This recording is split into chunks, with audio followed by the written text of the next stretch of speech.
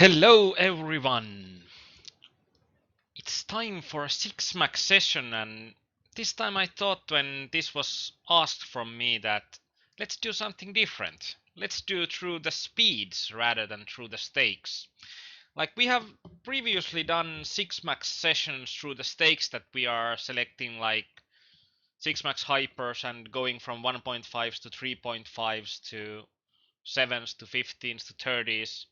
But this time I thought that let's do something different. Let's start with the normal speed, 6 maxes, and let's work our way, not through the stakes, but through the speeds. So we'll start with a regular speed, then we are going to do a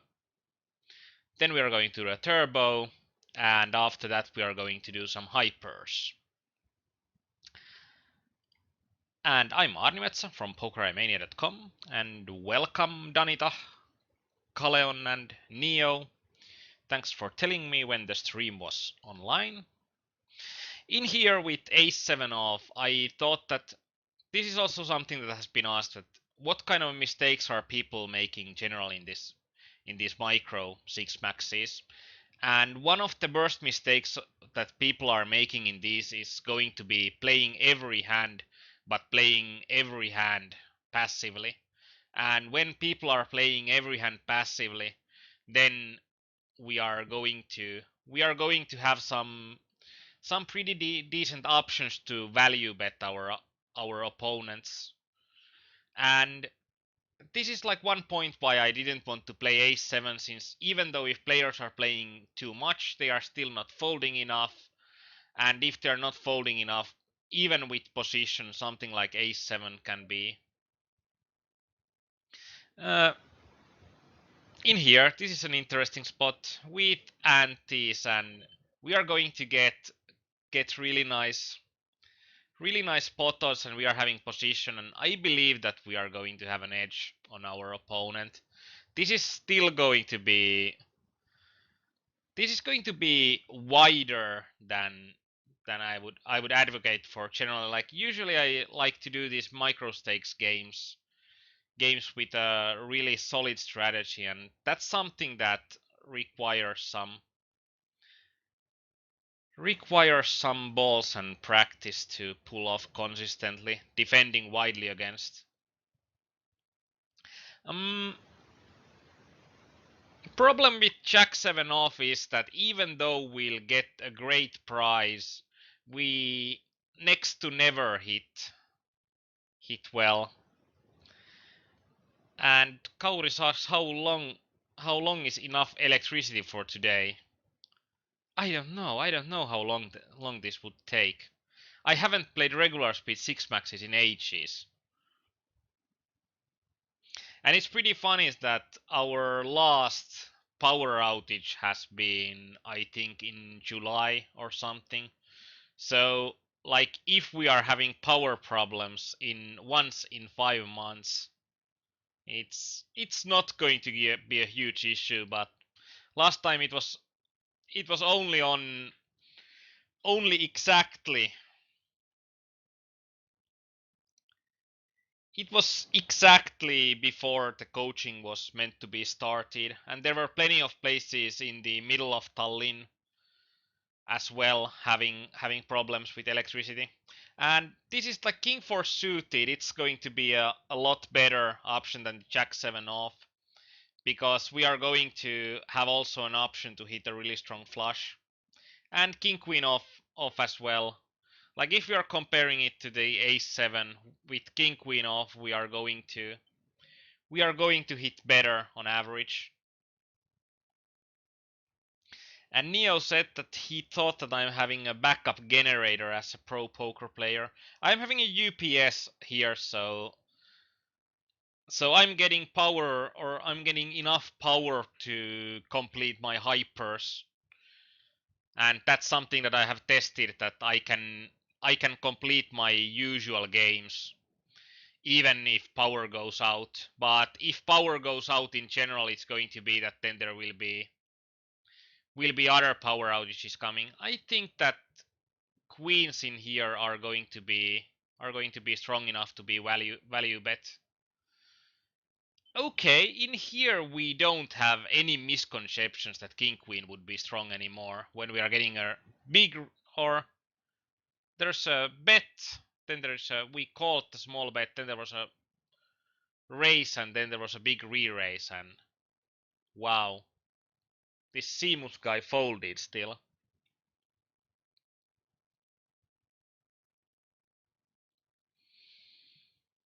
And Neo said that, what do you think about 3 betting with a trash hand in big blind versus small blind stealer bottom right? It depends. I would like 3 betting the more aggressive the player is in general, or but if I'm playing these games and I'm having a random player there, I'm not going to think that in these micro stake 6 maxes people would be people would be aggressive enough for me to want to be turning all of the worst or all of the bad hands into bluffs. And Kauris asked how long can I stream if I'm using the UPS. I haven't tested streaming because basically I won't be able to stream. Be Mainly the cause is that my network connection is not behind the UPS. It's downstairs the internet connection box, and I don't have an UPS for the internet connection box. And I believe that it wouldn't be much use since I think that the like last time when everything is dark, like we can't see any lights in whole of Tallinn that we see. Check it off. It would be fine enough to open on button. It wouldn't be a big mistake to open cutoff either.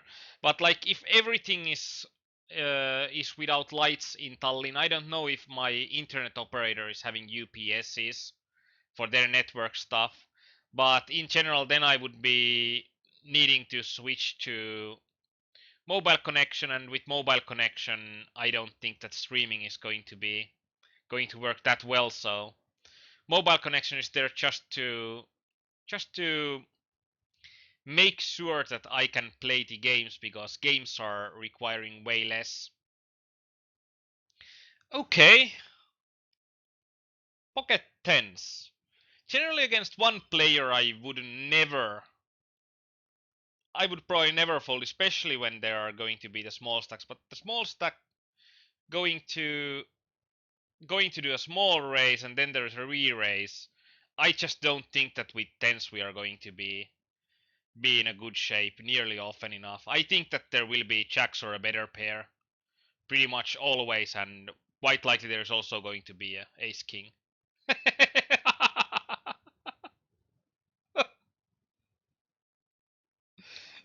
Oh wow, I got taken there. I got taken badly. I'd say that he got me there, or both of these guys did. First the small 3 bet, and then the other guy making a small 4 bet there with pocket eights.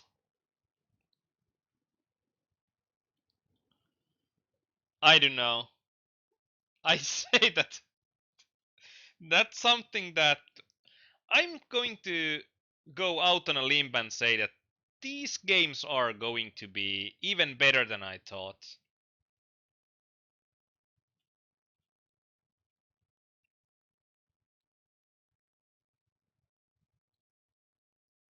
And Calleon says that race to 90 seems way too small in bottom left with pocket tens. Yeah, if there was a limper, then it's too small.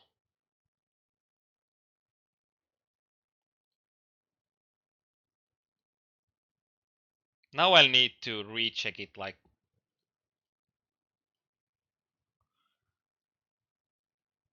Okay, we are having 3 limpers.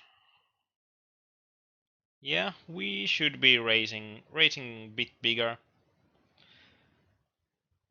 I don't know what I was thinking about there. But even with a guy, especially when he's limp 4 betting, I'm thinking that his range is going to be pretty trap heavy. Unfortunately, this time our opponent Our opponent thought to trap with his pocket 8s. Unfortunately, he hasn't received the memo that pocket 8s are not immortal nuts.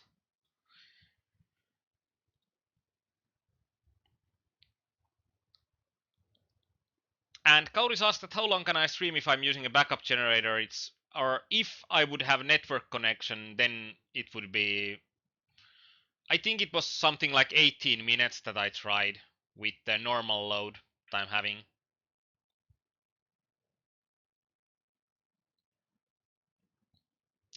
And Nikki Benisofani asked, have I prepared myself against a tsunami? Nope. If there will be, like, if sea level rises or something, pretty much whole Tallinn is pretty much screwed since in Estonia they are like Pohjanmaa in Finland, that there is like there are going to be no hills or anything, so it's going to be a situation where then everything goes.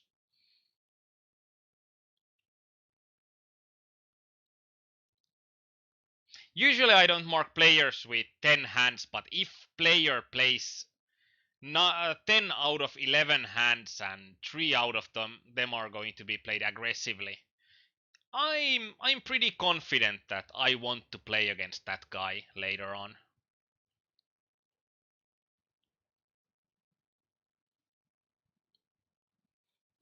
Two limpers.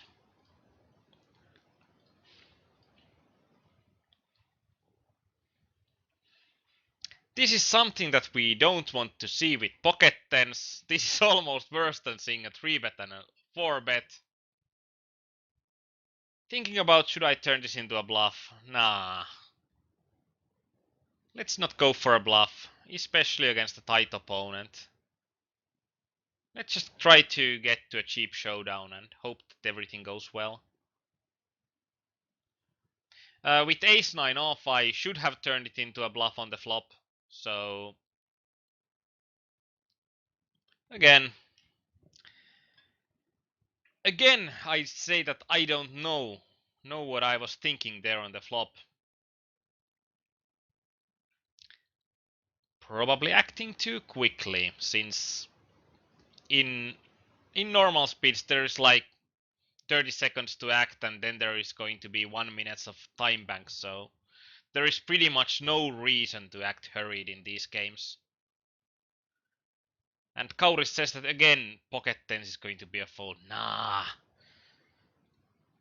We are winning it in the showdown, and this is probably something that people are also doing too much in these complete micros, is that they are going to give too easy showdowns, so they are not betting enough post flop either. There are so many draws that have missed, so I think this is going to be a mandatory call.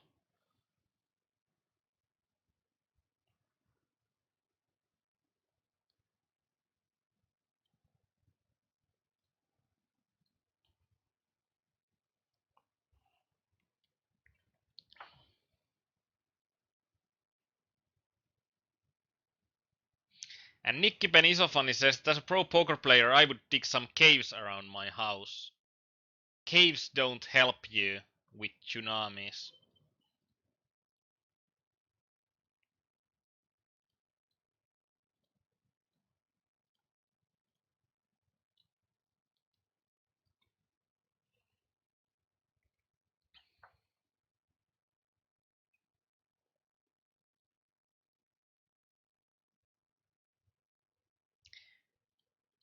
And Neo1186 asked that how much action can we stand if we check tens on a King Jack 9 board?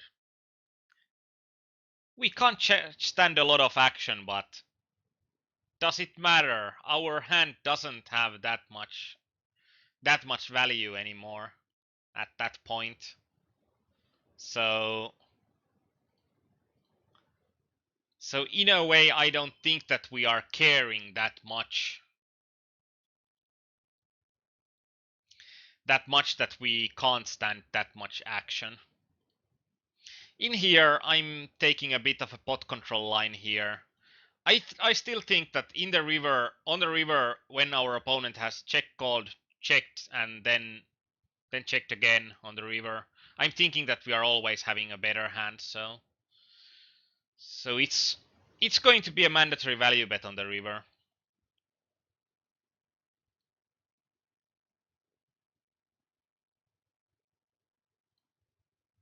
And if we are thinking that our opponents are going to limp too often, they are going to call too often, they're not going to bet enough, then it's going to be a spot where we think that how can we exploit those tendencies the most. And it's going to be that we are going to play hands that are going to hit well against those guys. When we are going to hit well, we are going to value bet it mercilessly. And in general, we can afford to try to get to showdowns more often since in here I think that I'm going to give my opponent rope rather than going for a bet myself. If he has a 7 or queen ace or queen 7 or something weird, well played, mate. And if I would have a stronger, like jack high flush even, then I could have gone for a shove on the river. But with a small flush, there are also going to be so many. I don't think that we are going to get value from worse hands that often.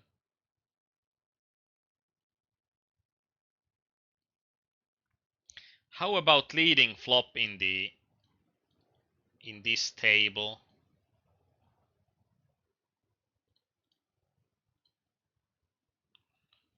Well, it's a limp spot, but I don't think that leading flop is going to be the most profitable line that often.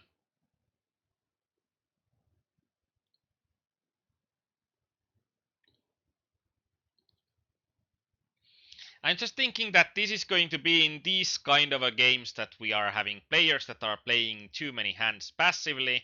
When we are having a good draw, we generally want to draw for cheap when we can, rather than increase the price for drawing.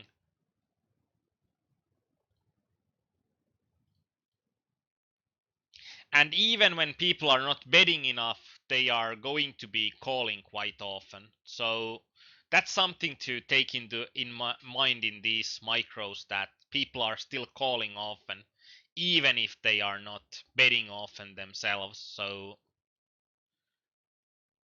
it makes bluffing a worse proposition. So we don't want to be that bluffy in these games in general. If we would have 1,500 chips, so that we would have a basically that we would have enough of stack size left, that we would have enough implied odds to be calling here. But I don't think that we are having enough implied odds to call here with just basically with just a 9. Even though we have an open ender, we don't get nearly enough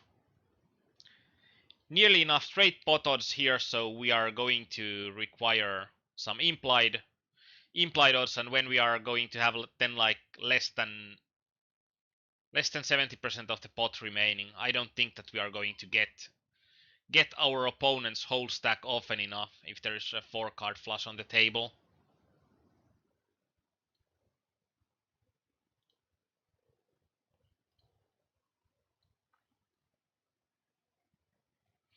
Neo asked, how about betting out 8-5 suited when flush completes on the turn?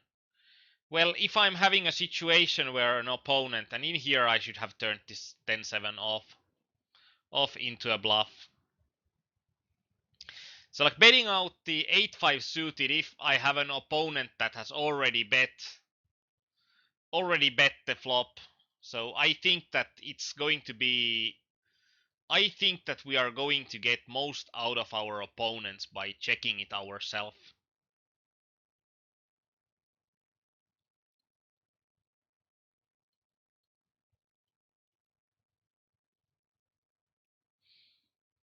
Yeah, 8-9 suited could be playable there.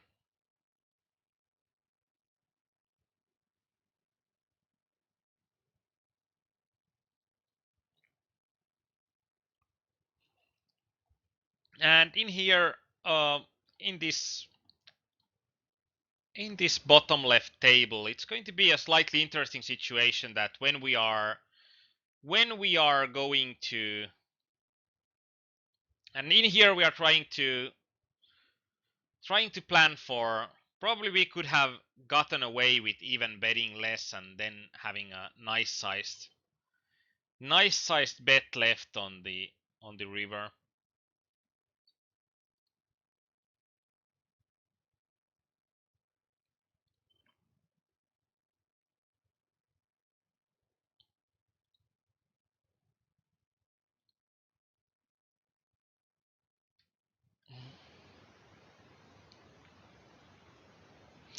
And Neo said that have the feeling that they slow down too often after c-bet when flush hits the turn. Yeah, but then we are still going to have one street left to get the value. In here trying to get to a showdown with the nicest possible way, especially with two aces, or with two aces on the board we should have bet the river. Basically after that really small bet on the turn. Because we are going to have the best hand really often. And this film Scheiber guy really traps wide. I must say that I didn't even notice what's...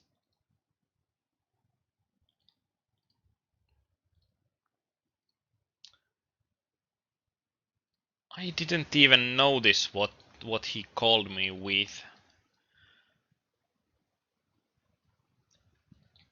Okay, it was the pocket fives.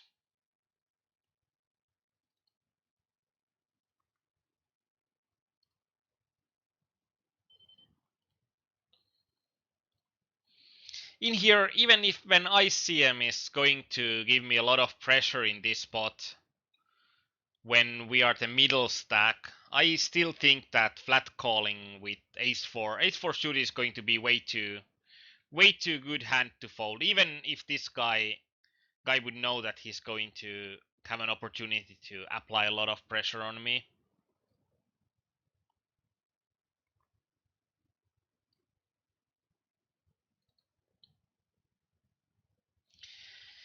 Oh wow, Filmschreiber overcalled with 10 queen suited. So that's trapping wide.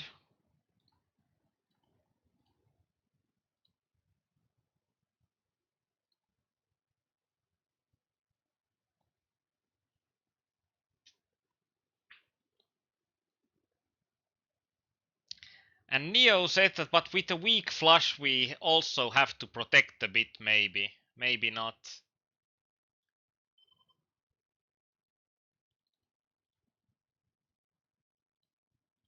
To be honest, I generally don't think that betting with a plan to protect would be that great of an idea, oftentimes. Oh, wow. I didn't notice that I'm having... I did have the table move on the bottom here.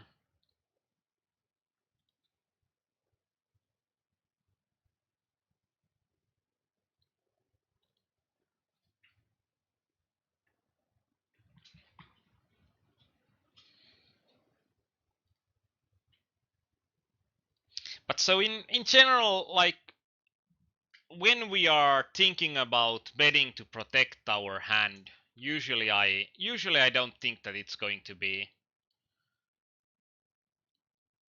that great of an idea.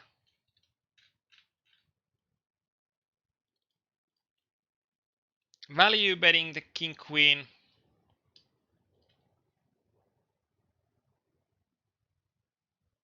Then I'm getting limp shoved on.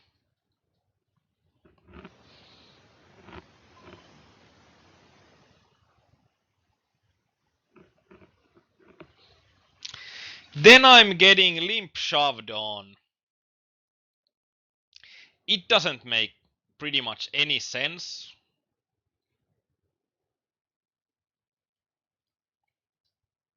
It doesn't make pretty much any sense. Or I can't find much hands that would make sense to. I can't find many hands that would make sense to limp shove there.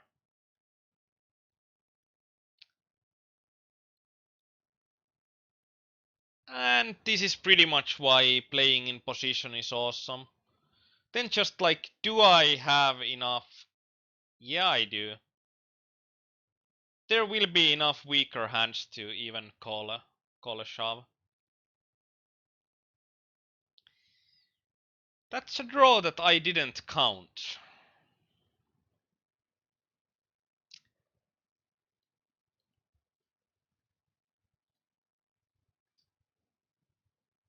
That's a draw that I really didn't count coming through.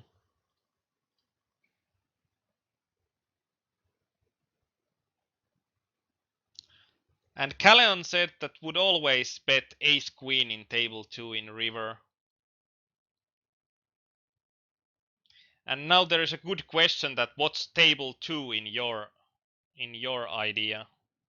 If it was the table 2 that I was in position and I re-raised the river, then I agree with you.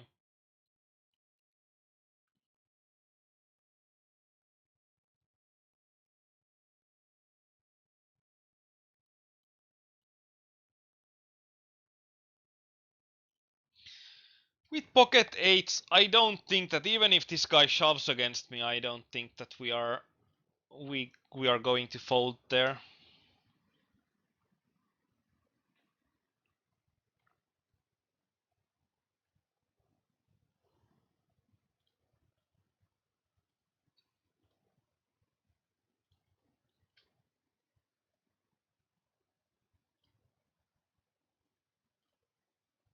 And now I'll need to check that when did I have ace queen here on the river. Can't find it, can't find it. Might be that I mixed those tables up as well. Or I lost the table already.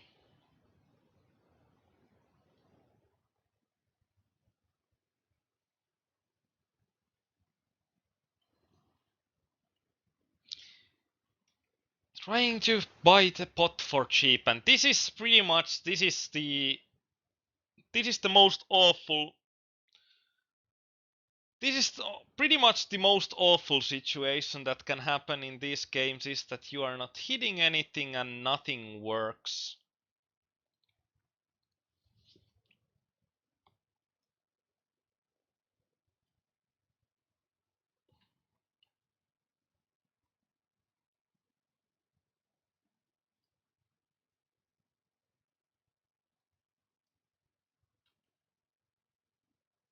Actually, pretty interesting to see that are we going to have still these normal speeds being the last games remaining, even if we are adding turbos, since turbos are gaining quite quickly.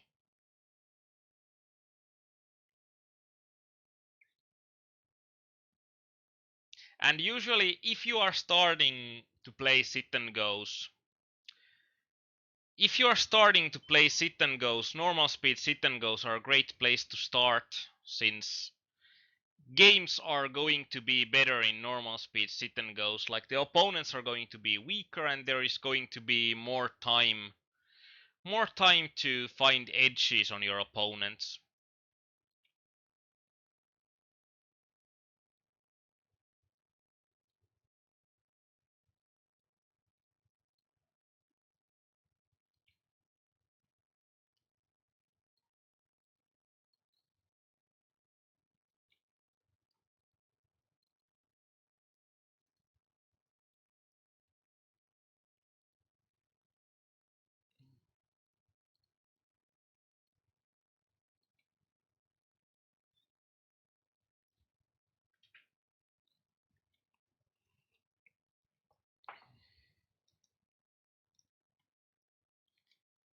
Yeah, if the river was queen of spade, I probably should have bet.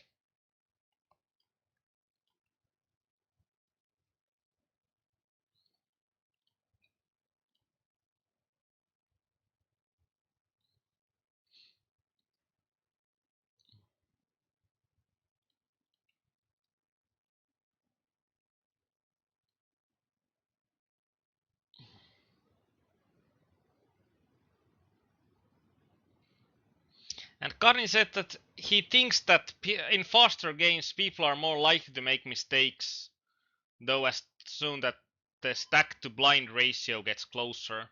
Now I need to say that I don't understand what you are meaning there. But if you are saying that people are more likely to make mistakes when blinds go higher compared to the stacks in turbos, I think that it's going to be completely the opposite.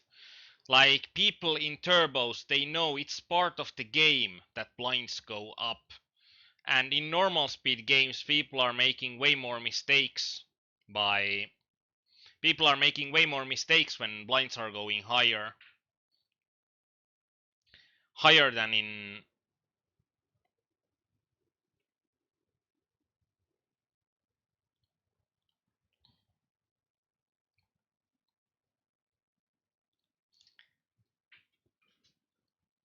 because in normal speed games people are or the players that are liking normal speed games are generally players that like to play it slowly and like to pot control a lot.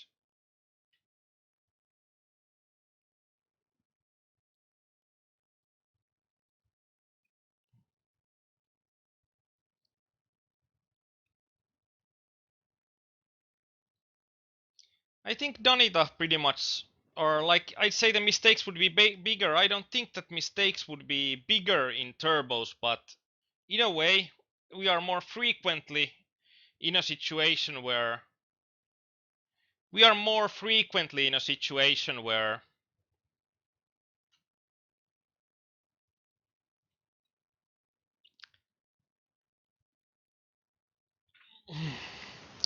we are more frequently in a situation where stacks are going to be low compared to the blinds. But if we are thinking about on average on those situations where stacks are going to be low compared to the blinds, people in normal speed games are making way more mistakes than people in turbo structure games, and also people in turbos are going to make way more mistakes in those situations than people in hypers. But that's only because if you are going to do something a lot, then getting good at that something is going to be quite important.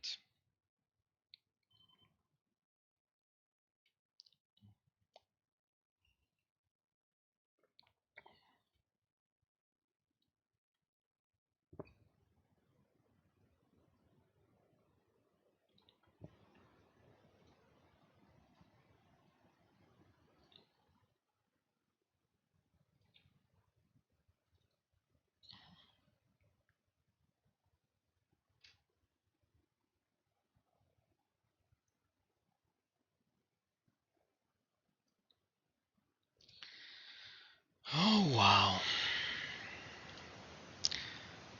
It's a crappy spot with when stack to pot ratio starts to get too low, even though the hand in general plays nicely. And Calleon said that ace king suited is an easy 3-bet. I disagree wholeheartedly. I don't think that with ace king suited, when UTG raises in a game that there are likely going to be a lot of bad players, that I don't think that uh, 3-betting would be easy, and I don't even think that it would be the best option.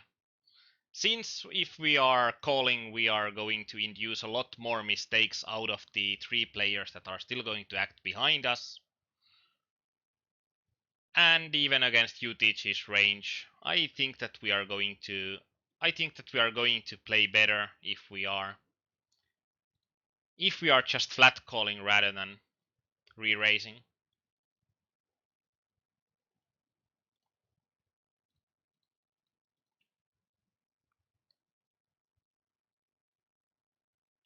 And Karni says that in normal speed, bad players are way too aggressive when deep, so that gives a lot of advantage. Well, you can see here on these games that we are not, or like this Mabidos guy is probably the only guy that's aggressive I think that almost all of the players in, or all of the other players in these tables that have been normal speed tables, almost all the players are really really passive or loose passive. Like players can be too loose, and that's what kind of a mistakes they are making a lot in the micro normal speeds. But way too aggressive. At least I haven't seen that.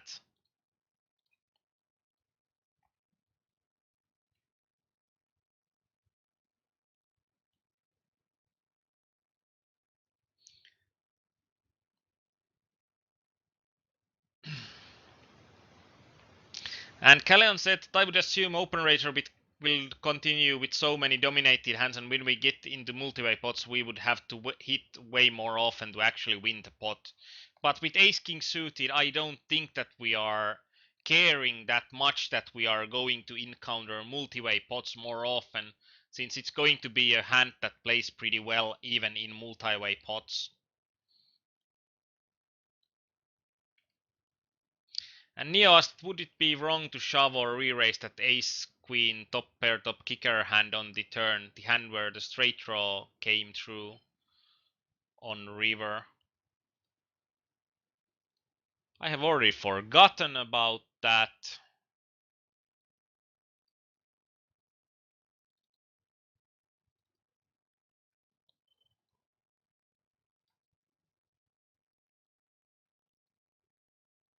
Let's get it here for a while. So ace queen, we are hitting queen on the flop. And would it be horrible to raise the river or shove the river? I think with this stack size it's going to be a slight overbet to shove the river. I don't think that raising the or shoving the turn would be a slight overbet, or it would be a big overbet.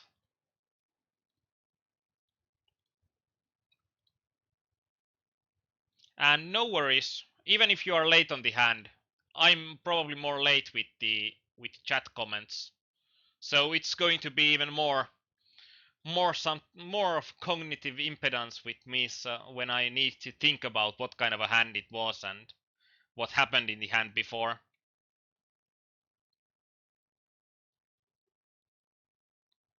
So don't worry about that.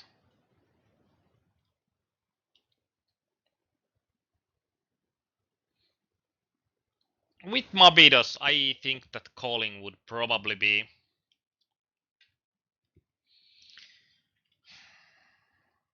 with a bit a bigger stack. Even though it's going to be close. Like this is probably one of the only guys in these regular speed micros that we want to be defending aggressively.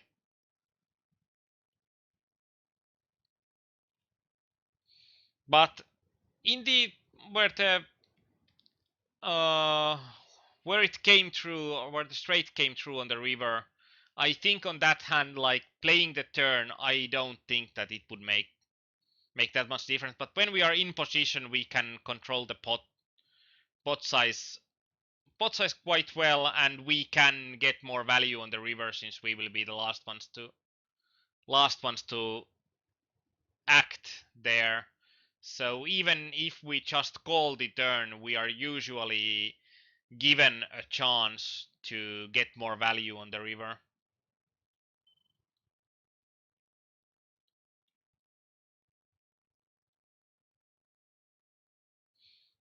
And Neo said it would 3-bet small against that one guy when he's still so much from small blind.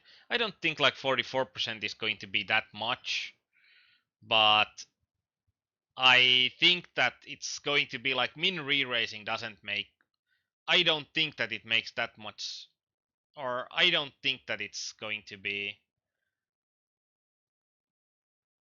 I don't think that going for a small or min 3-bet.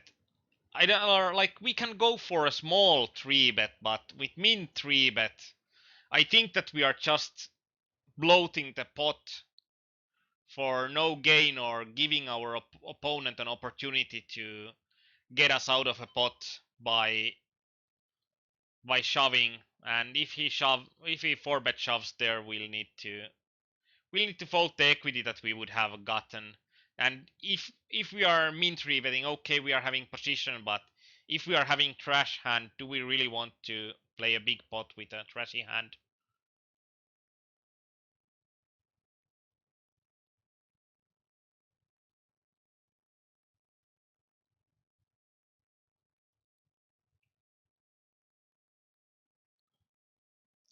And Neo said that my instinct with so many draws out there on the turn, like if we are looking at this kind of a, this is again going to try to get it here again. So if we are looking at this hand, that there are so many draws on the turn, basically there is only going to be the flush draw. I don't think in general when an opponent has called out of position, that I don't count that there would be a credible straight draw with these cards on the table. I think it would be way different if this would be something like Queen 10 or Queen 10 8 or something like Jack 10 type of a board. I think then there would be way more opportunities for this guy flat called. Then he bets half of his stack on the flop.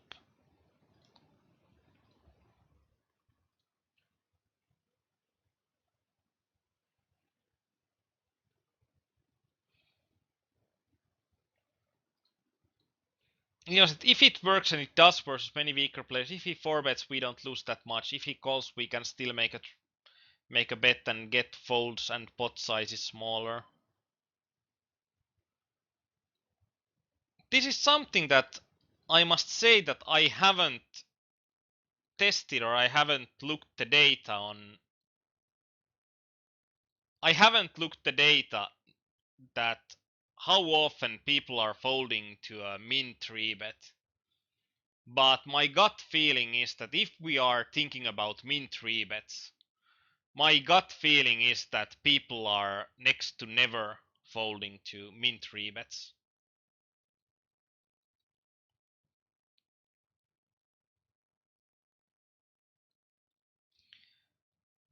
It's something that it's interesting to look through with data as well, that what happens. My gut feeling is that people are not going to fold enough against min 3-bets to make min 3-betting worth it.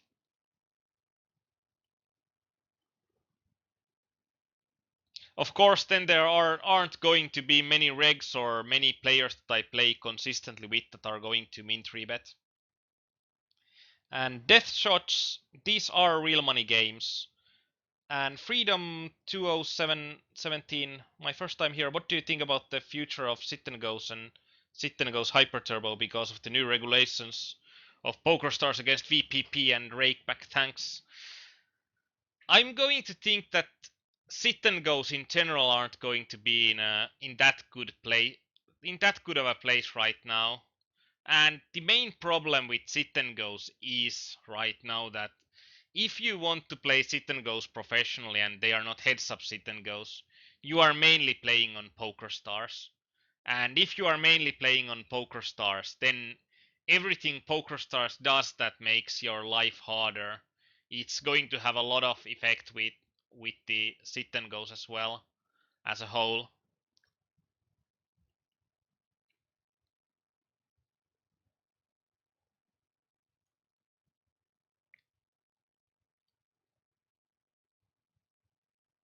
Mm.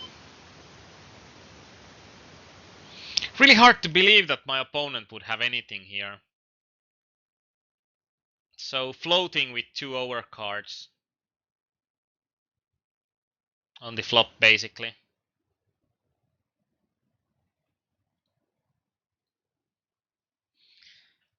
So I think that the both mainly sit and goes and hyper turbo sit and goes, both of those are going to have a harder time in the coming months than or in the coming year, but it's going to be hard to think about it in advance.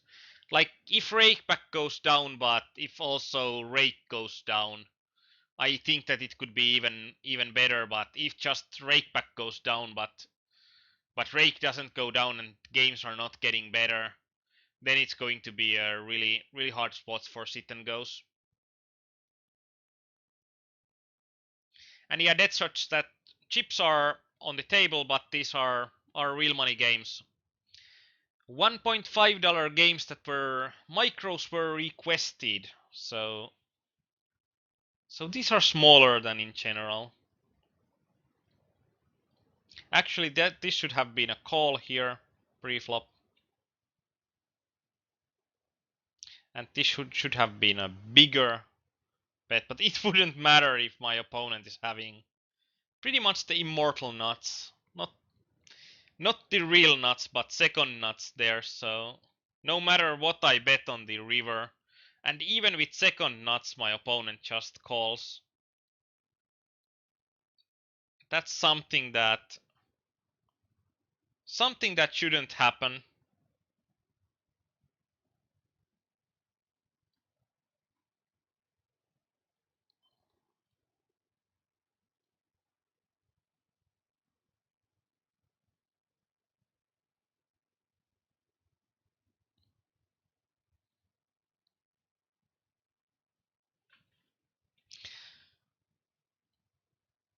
Like it wasn't the nuts, but still it's going to be pretty hard for me to have, especially when he blocks the nuts with his queen. Mm, Opponent flat called me on the flop. Then check on the turn. This smells like a 9. This so much smells like a 9. But there are also other hands that are pocket sixes. It's going to be hard for me to think that did he bet the river as a bluff or for value? And usually when you are going to need to think about that, did your opponent bet the river as a bluff or for value? Then usually you are in a good place since you are going to be gaining equity there in general. Okay, he donk bets me when I'm having aces. This is always going to be a nice situation.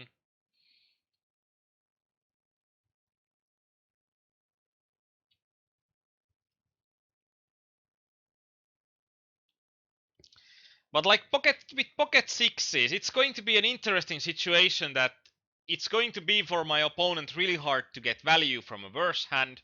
Like when I had a pair of fives, it's basically the weakest hand I would call.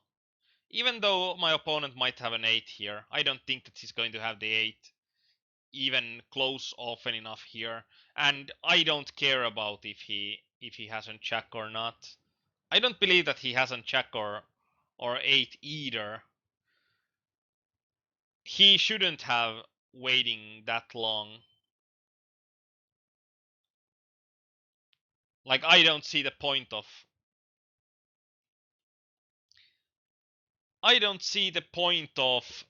waiting if he would have an 8 or a jack there.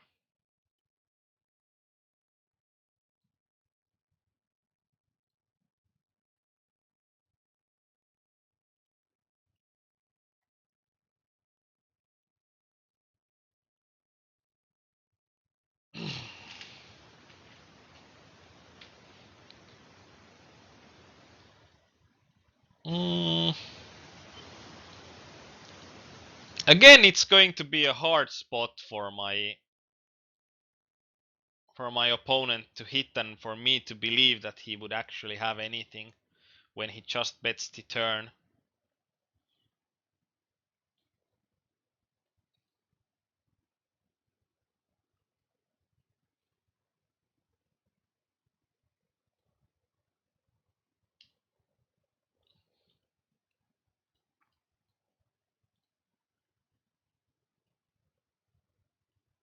Kaleon said that turn 10 improves villain's range a lot. Yeah, with the queen 5.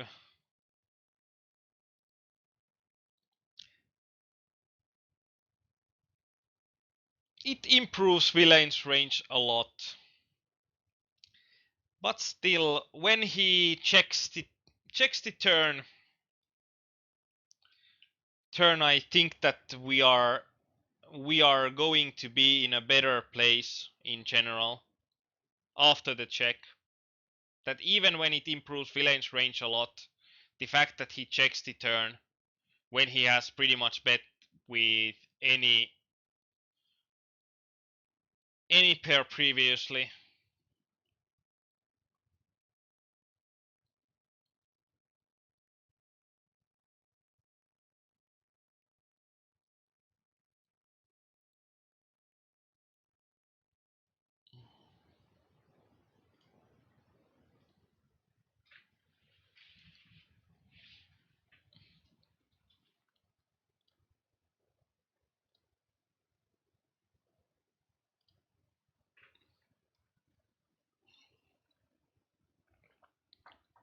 Interesting to see though that how Antoine Liddy's strategy has changed quite a bit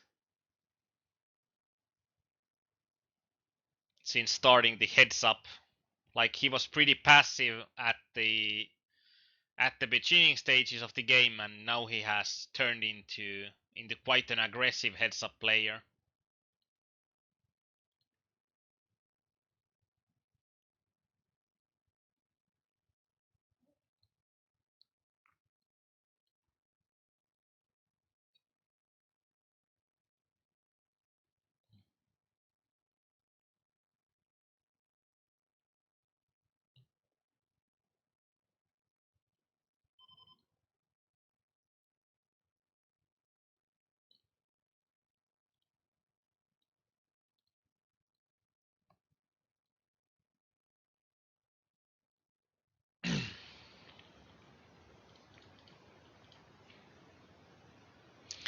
And it's a bit different, like against a general opponent that doesn't bet a lot, but against a guy that on the post flop constantly is betting out, then one way to combat that is going to be taking those spots into showdown and calling with weaker than general hands.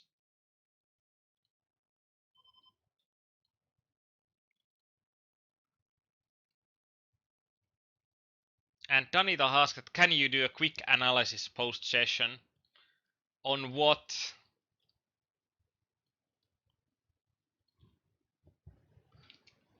I'm actually thinking about quitting the session quite short or cutting the session pretty much just after the hypers, as I don't feel that I have been my sharpest.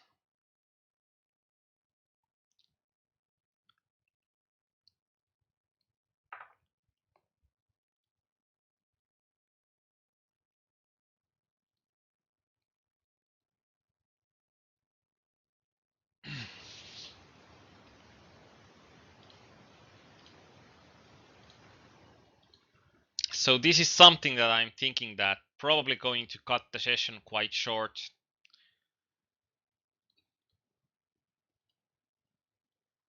Quick analysis in HRC.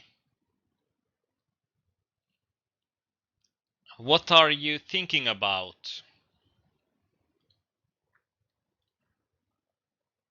I don't actually even think that, because most of these games have ended before.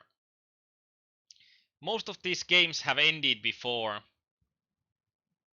we have gotten to to the end game. I don't think that there are going to even be that many quick analysis hands for today. So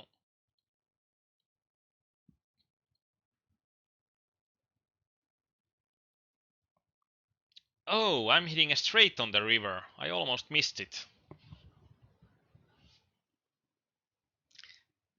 I almost first missed the straight on the river, and then I completely missed the value.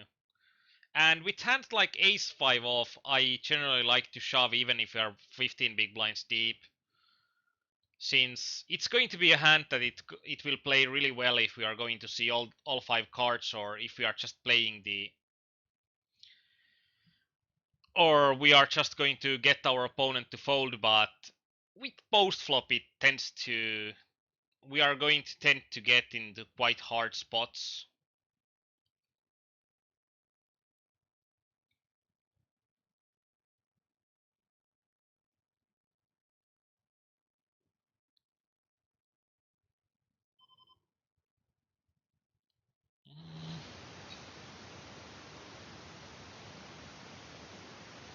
Okay, one good example of misleading stats that I'm not apt to betting, because I thought that my opponent pretty much never folds to flop bets, and then I'm having only one.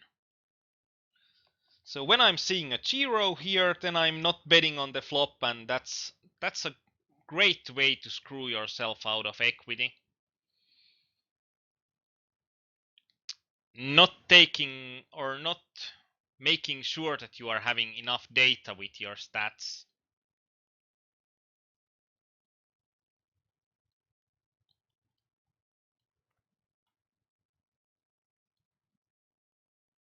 Like, even if my opponent has always folded against a bet on the flop, it doesn't matter if it has been just like only one hand.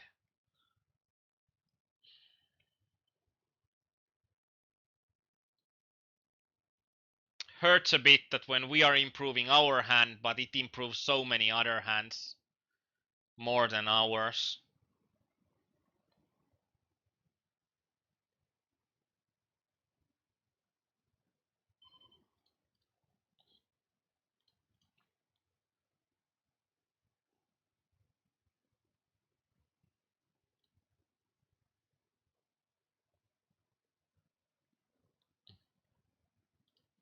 Also, small pocket pairs are hands like small aces that they are playing really well if we are seeing all the cards and using our fold equity.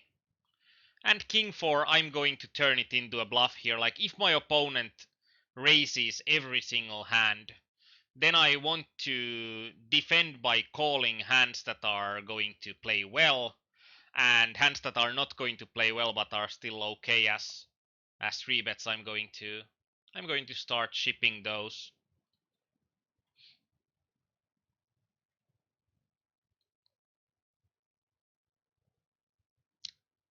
So mainly going to adjust to my opponent. So now that we are having 38 hands,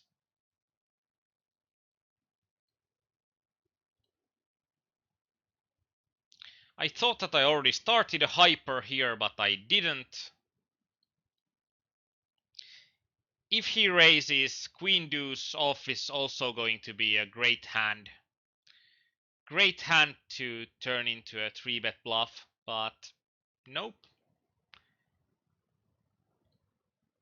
And now we are on hyper, so back to min raising.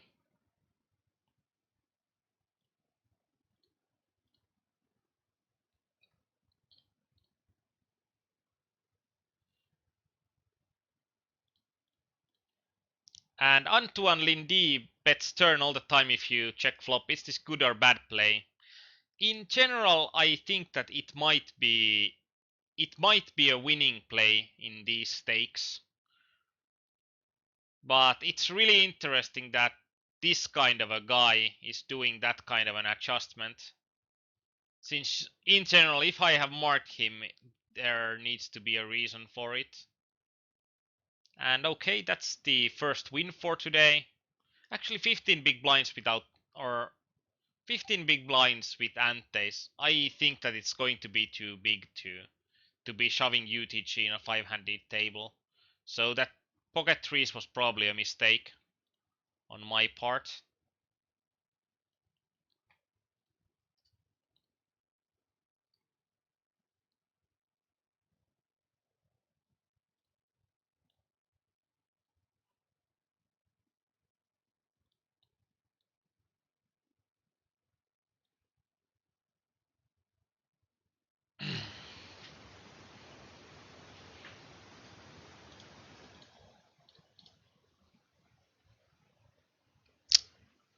Alright, so we have started hypers, and then we are thinking that are 4 hypers going to end before all of our turbos. Now we did lose our final, or we didn't lose, we won the game, but the final normal speed game has already ended. So no more normal speed games, 2 of the turbos still remaining, and it was the only normal speed game that was in the money, and it doesn't look that good with these 6 max turbos either at at this moment.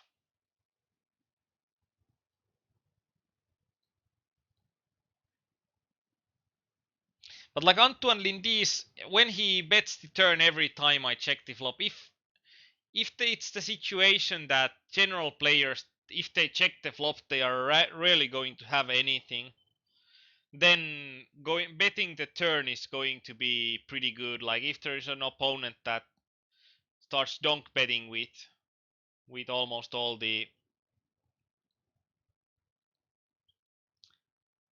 when there is an opponent that starts donk betting when he hits something, or that kind of an opponent would be really prime candidates to abuse with betting. It depends a lot, like in with my adjustment against that kind of a player, like giving him space to bet himself. Like against me in those games, for him to bet every time is not going to be, I don't think that it's going to be a good strategy, but I can see that it might be a good strategy against the general player pool in the games. And you can have situations that you are having a decent strategy, or you are having a good strategy against your opponent that wouldn't be a good strategy against the whole player pool. And on the other hand, you can also have a good strategy against a certain player that wouldn't be a good strategy against the whole player pool. And that's why we need adjustment, and practically also that's why, or that's what kind of an adjustments we are doing. Or might be that we are having situations where the optimal thing to do against the player pool wouldn't be optimal thing against this exact player. In general, I dislike playing hypers and turbos at the same time, since the stack sizes are different, so a certain different what it's called, a different blind levels are not going to, different blind levels with five-handed play is going to play a lot differently. So I dislike playing hypers and turbos at the same time. If I would have, or if I would use those, if I would need to play hypers and turbos at the same time, I would probably use the like session lords stack to BBs, which would pretty much like, which would pretty much help with these kind of a situations that we could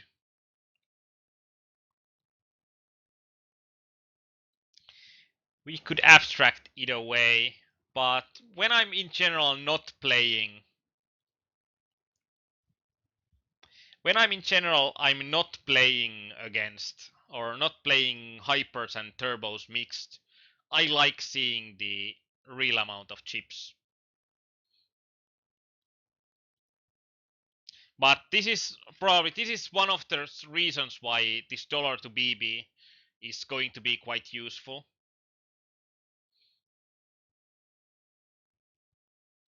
Or this is going to be probably, in my opinion, this is going to be the situation where dollar to BB would be most useful. In here, we are going to cheat the BB quite often when big blind is getting eliminated.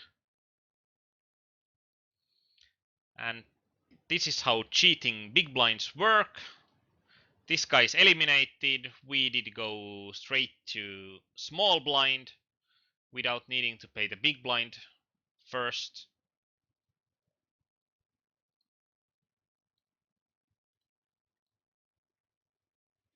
And this is also something in hypers that's usually more important, is thinking always about like, what am I going to do when a big blind hits? What's going to be the, like, who's going to be the player that's first all in on the blinds? And is there going to be something that happens like when the big blind is almost all in and he's going to be right next to us?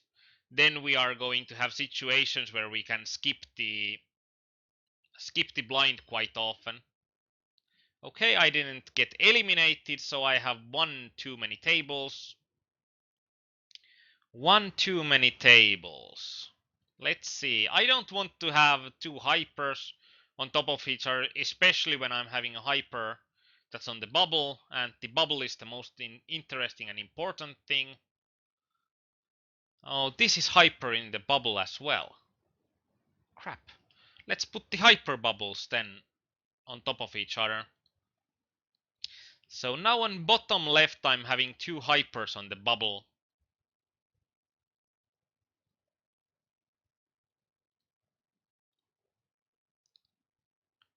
And pretty interesting to see my opponent shove the river. This is pretty much, this is 6 or air. 6 or air, and I believe there are just too many 6s.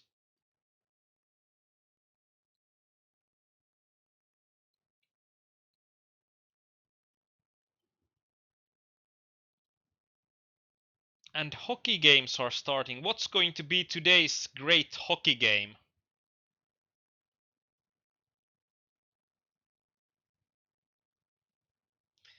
Good explanation on from Caleon on when would that kind of a strategy be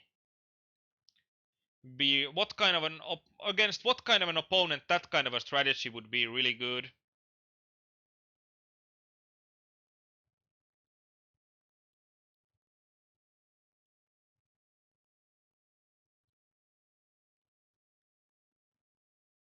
Actually, I should have bet the river probably still, even when there are four cards to a straight. This time I made a mistake, but my mistake was rewarded when my opponent had the straight, and I got to the showdown cheaper than I would have if I would have played better.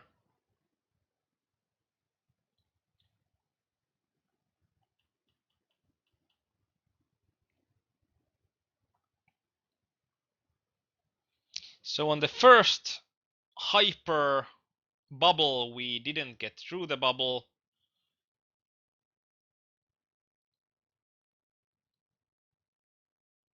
Mm, bit sad, bit sad. We got it in really with a really nice equity against only 3 outs.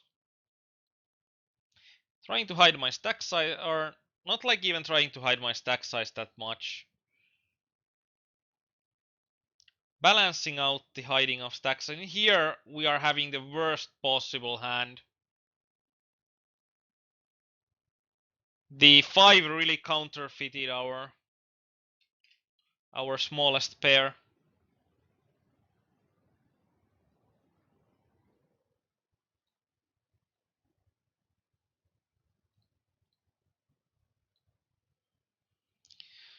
Oh, what's the calendar?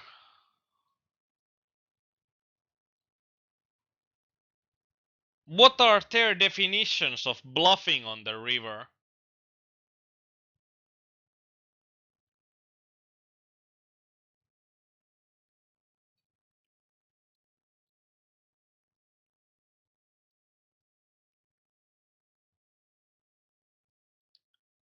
And any hand that's weaker than one pair. Well, good luck for that in NL2 Choom. I don't believe that it's going to be that easy.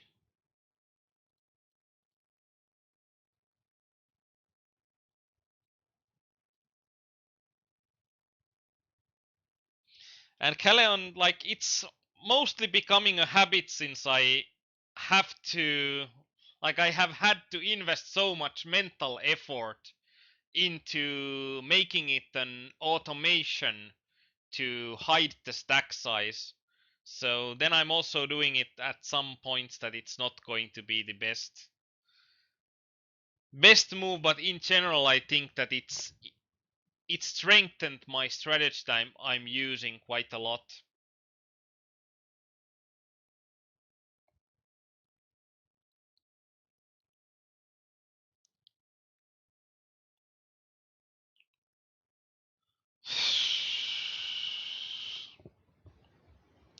So I'm getting donked bet big.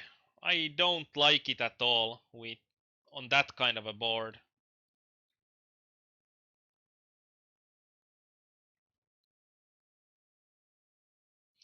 But when he's having, or like even he donk bets and he's having smaller stacks as before that hand than I did, so I think that it's going to mean that he's really often going to have it.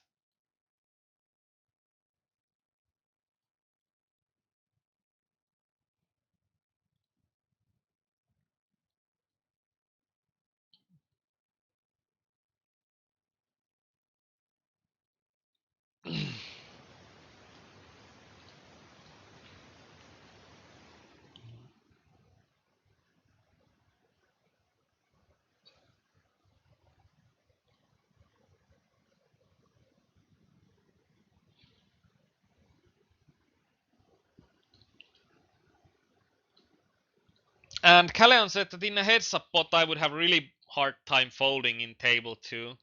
I had really hard time folding the ace 10. I'm just thinking that when we are going to be the two big stacks, I'm going to think that my opponent is just going to have it way too often. So I didn't think that there is going to be. I didn't think that there would be that much value in continuing, since I believed that when my opponent don't bet big here, then I believe that he's going to have a king or a 4 almost every time.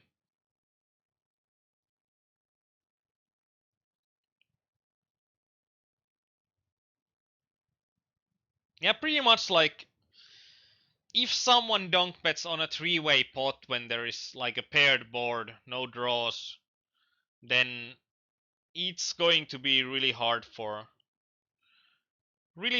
him to get there with a bluff.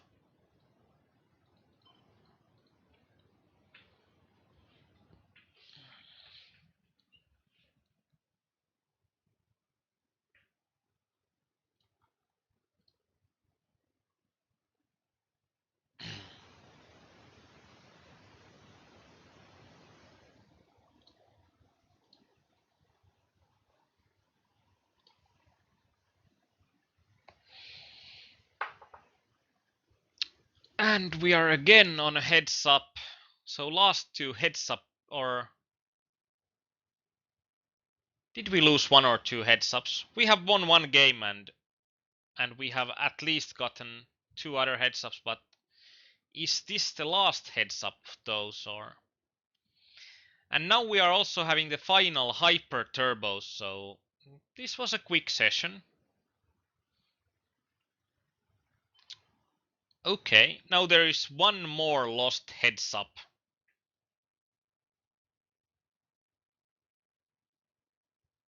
And Karin said that I actually like to do that with a small pair because villains don't know if set or something they have outs against.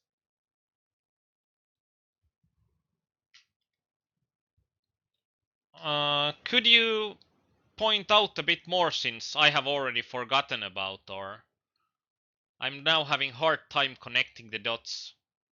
But this has been a day that everything seems to be really hard. Or everything with regards of connecting the dots seems to be really hard. Saturdays are not good days for poker. For me at least. If it's the king 4-4, the three-way pot, I just think that you are not going to get folds often enough, and the risk to reward ratio is going to, in the exact situation, it's going to suck, but in general you are going to have less ICM effects.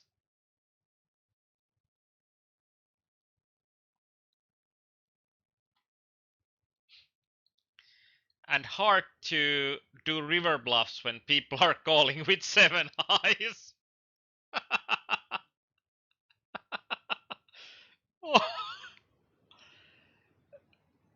So people are calling with nut lows, so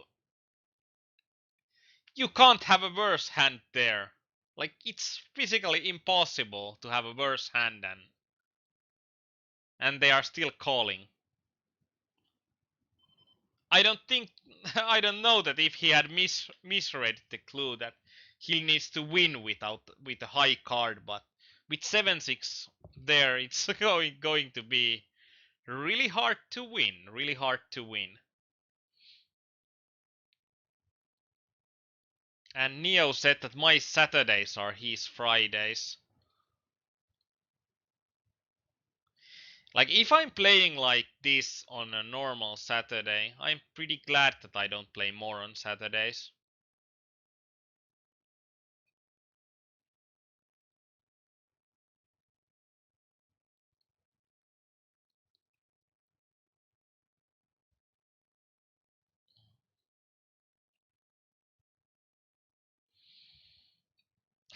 And when I finally thought that with King 7 suited, this is going to be an easy hand to shove.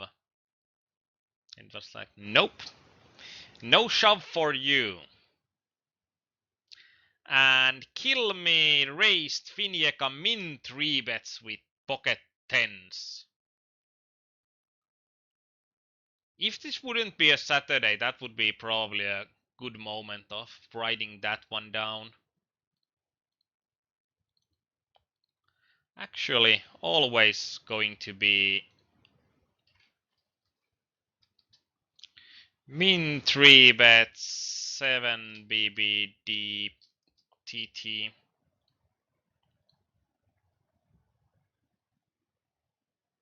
Because that's going to be a note that's going to make me money in the long run.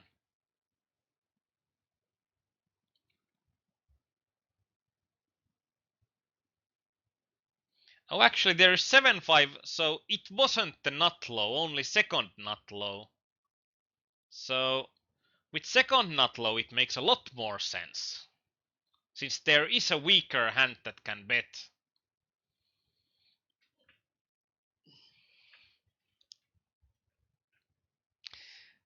And pretty much, you'll know that I don't have that much experience on poker formats where it's required to understand the low cards. Or then I'll just blame Saturday. Like, Saturdays are always a bit like this.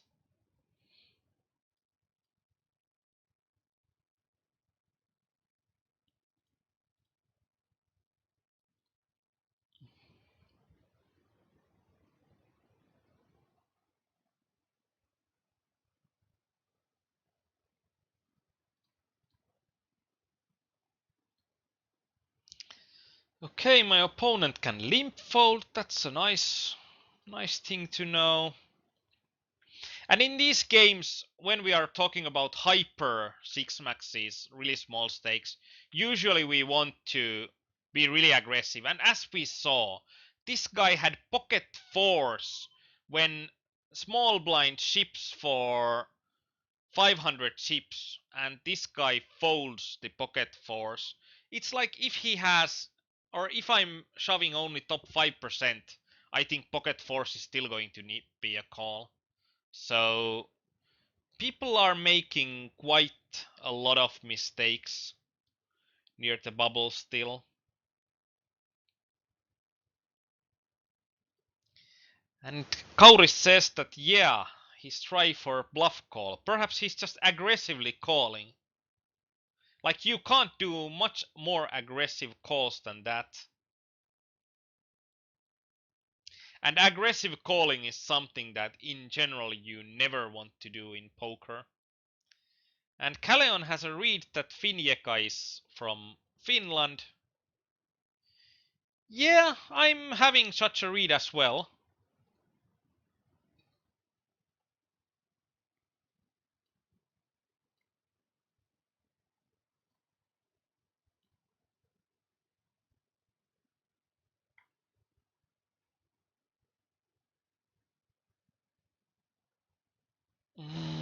Okay.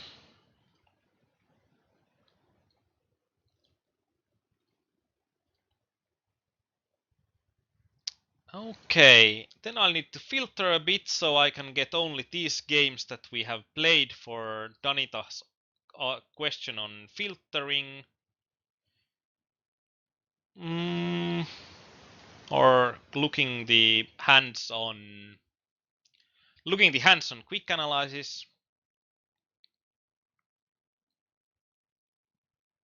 Just wait a moment.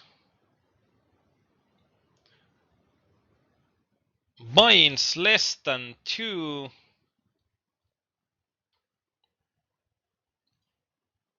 Okay, pretty nice.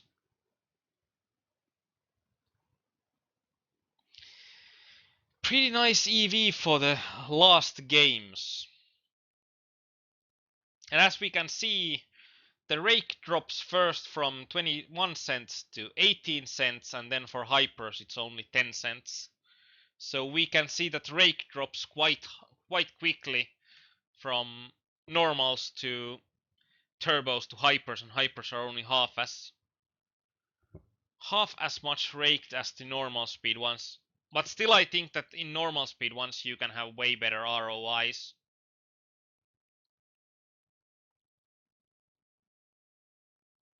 Okay, hands report.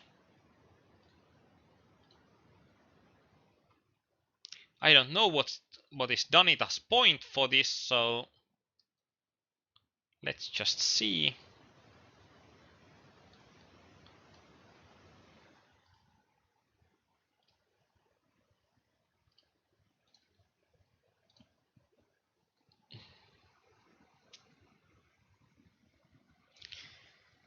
And Kauris says that you can't beat micros. Like if you can have 20% ROI, then I think that, or 20% EV ROI, I think that actually it's something close to 2-digit ROIs can be made in the normal speeds, especially, and in hypers I think that over 5% ROIs could be done pretty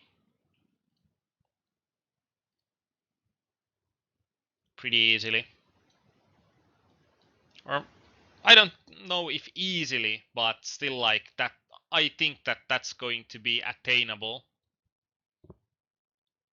Let's see, short 65-35. Do we have anything nice here? We should have. There are like few calls that are deep stacked calls. Then there is a fold on big blind. This is actually slightly interesting. Like how much does my opponent need to fold here to, or how small range he needs to shove here for this to be a fold for me.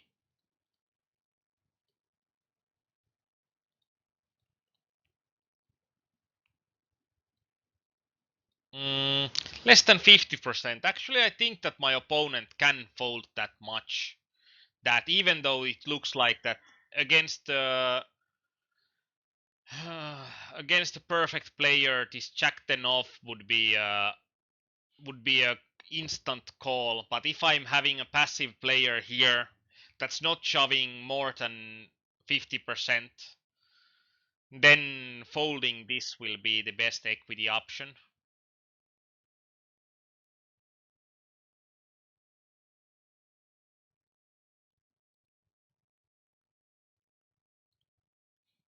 Queen 3 off. This is on heads up against the Antoine Lydie. That did be quite aggressive, and that's also something that perhaps right now shoving would make even more sense with even with a hand as weak as queen 3 off, as he was raising any two cards. Resize Hold'em Resources calculator window to fit on stream. It fits on stream, but I didn't notice the chats.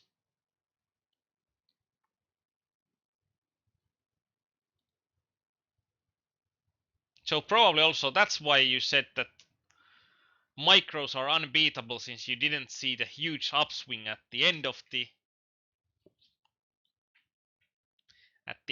line. Okay, king 10 off. This is probably a small bet, small call.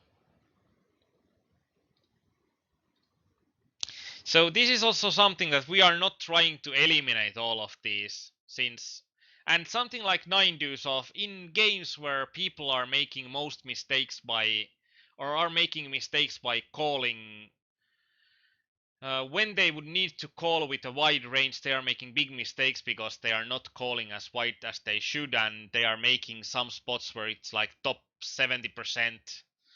This like opponent needs to call something like 6% less than Nash, and it will become any two spot, and I believe that it's an any two spot. This is pretty much the same.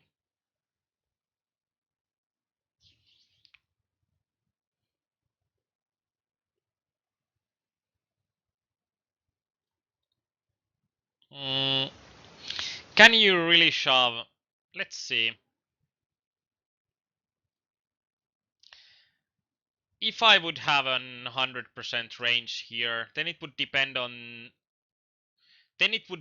my opponent's calling range, and if I'm plotting the range versus hand equities with queen 3 off, we can see that it's queen 3 off. If I'm against an any 2 range here, there is an opportunity that it's, if my opponent is calling between 40 and 80%, then I'm going to make a small mistake by calling, but most of the time it's going to be profitable, and I think that my opponent is going to be somewhere around here, like at around 30%, 30 to 40%.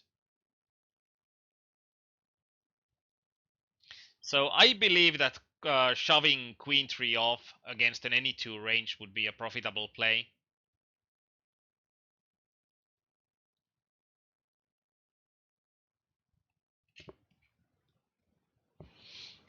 Basically, you can also you can invert the situation with the Nash charts. Actually, it's going to be a bit higher, since I don't think that people, even if they're playing any two cards, even if they're raising any two cards, they are not calling as often as they should by Nash.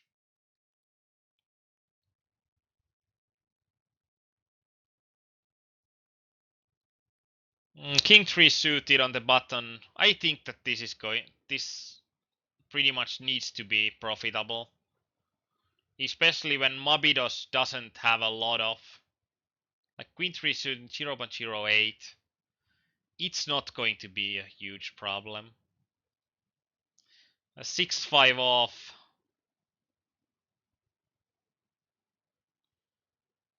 This was probably that this player was quite an active player, so then with 6-5 off we might think about that, would it be profitable to limp, since then it would be hard for our opponents to, or our opponent to, the risk to reward ratio would, for our opponent to shove over us, would be really bad, and also then we would risk less when we are trying to steal on the flop. But if our opponent is playing a lot of hands, I think that folding is going to be better with the weakest part of my range, even though it would be a Nash shove.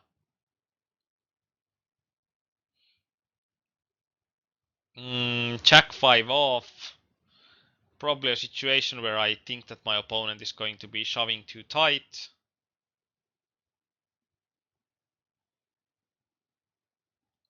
King 5 off, that's something that I'm unsure that if it's a good one or a bad one. Depends a lot on this Cosmo Mines range. And this Dino Beagle was really passive player, so loose passive player, so I think that folding the weakest part of my range is going to be correct here. So this is pretty much the time, or I think that actually, I'm not probably going to stream any more streams this year. So this is my final stream for the year. Deja will be streaming some streams, and at the Christmas times we are not going to do a lot of streams on Poker Mania, but I think that there was like I'm unsure if there is any streams on Christmas or between Christmas and New Year. There might be one, but I'm still a bit unsure. So if I'm not going to be on one of Deja's streams to visit, then I must say at this point that have a happy Christmas and a Merry New Year, or Merry Christmas and Happy New Year, and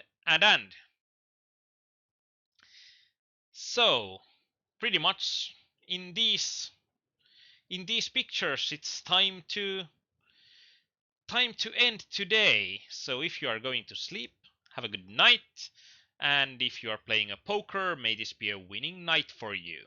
Bye.